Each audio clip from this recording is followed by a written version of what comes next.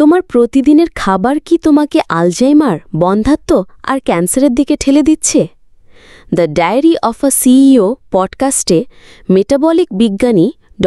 Benjamin বিকম্যান বলেছেন, এই সমস্যাগুলোর মূল কারণ হল ইনসুলিন রেজিস্ট্যান্স।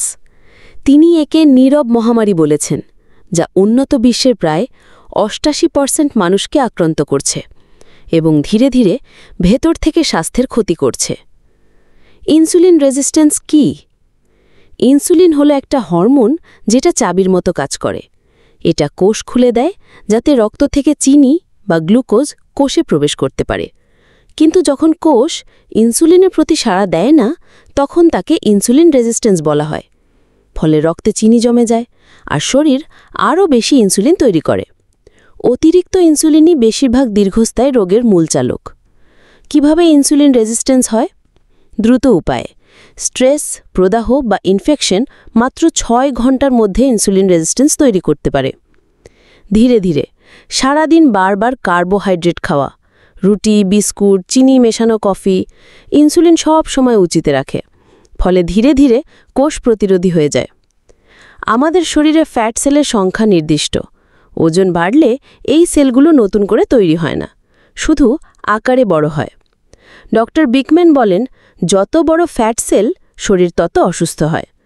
কিছু জাতিগোষ্ঠী যেমন পূর্ব এশিয়ানরা প্রাকৃতিকভাবে কম ফ্যাট সেল নিয়ে জন্মায়, তাই তাদের ফ্যাট সেল দ্রুত ফুলে যায়। সামান্য ওজন বাড়লেই অল্প বয়সে ডায়াবেটিস আর উচ্চ রক্তচাপে আক্রান্ত হওয়ার ঝুঁকি বাড়ে। আলজাইমার এখন টাইপ 3 ডায়াবেটিস। এটা মূলত মস্তিষ্কের ইনসুলিন রেজিস্ট্যান্স। মস্তিষ্ক যখন গ্লুকোজ ব্যবহার করতে পারে না, তখন ব্রেন সেল ধীরে ধীরে ক্ষুধার্ত হয়ে মারা যায়। এর ফলেই স্মৃতিশক্তি কমে যায় এবং ডিমেনশিয়া দেখা দেয়। ধূমপান ও ভেপিংয়ের ক্ষতি। গবেষণায় দেখা গেছে, মাত্র 4টি সিগারেট খাওয়া হলেও সুস্থ মানুষের শরীরে ইনসুলিন রেজিস্ট্যান্স তৈরি হয়। ড. বিকম্যান সতর্ক করে বলেছেন, ভেপিং সিগারেটের চেয়েও বেশি ক্ষতিকর হতে পারে। ফুসফুসের ক্ষতি তো করেই, পাশাপাশি ইনসুলিন রেজিস্ট্যান্সও বাড়ায়। কিটোসিসের ভূমিকা। যখন তুমি কার্বোহাইড্রেট খাওয়া বন্ধ করো, শরীর জমে থাকা ফ্যাট পড়ানো শুরু করে। তখন লিভার থেকে কিটোন তৈরি হয়। কিটোন হলো মস্তিষ্কের জন্য দারুণ জ্বালানি। এগুলো ফোকাস আর মানসিক স্বচ্ছতা বাড়ায়। ড. বিকম্যানের ল্যাবে দেখা গেছে, কিটোসিসে ফ্যাট সেলের মেটাবলিজম 3 গুণ বেড়ে যায়। ফলে ফ্যাট দ্রুত কমে। কেটো ডায়েটে মাংসপেশি কমে যাওয়ার ভয়ে অনেকেই ভাবেন কেটো করলে মাংসপেশি কমে যাবে। এর সমাধান হল: 1. যথেষ্ট জল ও লবণ বা সোডিয়াম খাওয়া। 2.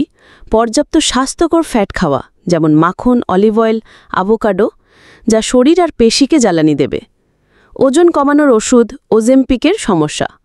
প্রায় 40% ওজন কমে মাংসপেশি আর হাড় থেকে, ফ্যাট থেকে নয়। এতে হাড় ভাঙার ঝুঁকি বাড়ে। গবেষণায় দেখা গেছে, ওজেম্পিক ব্যবহারকারীরা সাধারণ মানুষের চেয়ে 2 গুণ বেশি আত্মহত্যা চিন্তায় ভোগেন এবং 3 গুণ বেশি ডিপ্রেশনে আক্রান্ত হন। লাইপোসাকশনের সমস্যা। লাইপোসাকশন করলে ফ্যাট সেল বাদ যায়, কিন্তু যদি খাদ্যাভ্যাস না বদলাও, তাহলে ফ্যাট আবার জমবে আরও খারাপ জায়গায়, অভ্যন্তরীণ অঙ্গের চারপাশে, যাকে ভিসেরাল ফ্যাট বলা হচ্ছে, যা মেটাবলিজমের জন্য মারাত্মক ক্ষতিকর। ইনসুলিন রেজিস্ট্যান্স উল্টানোর 4টে উপায়। 1. কার্ব নিয়ন্ত্রণ করো। প্যাকেটজাত খাবার এড়িয়ে ফল আর সবজি খাও। 2. প্রোটিনকে প্রাধান্য দাও। প্রতিটি খাবারে যথেষ্ট প্রোটিন, বিশেষ করে প্রাণীজ প্রোটিন রাখো। 3. স্বাস্থ্যকর ফ্যাটকে ভয় পেও না। প্রোটিনের সাথে থাকা ফ্যাট তোমাকে দীর্ঘক্ষণ পেট ভরা রাখবে এবং পেশি রক্ষা করবে। 4.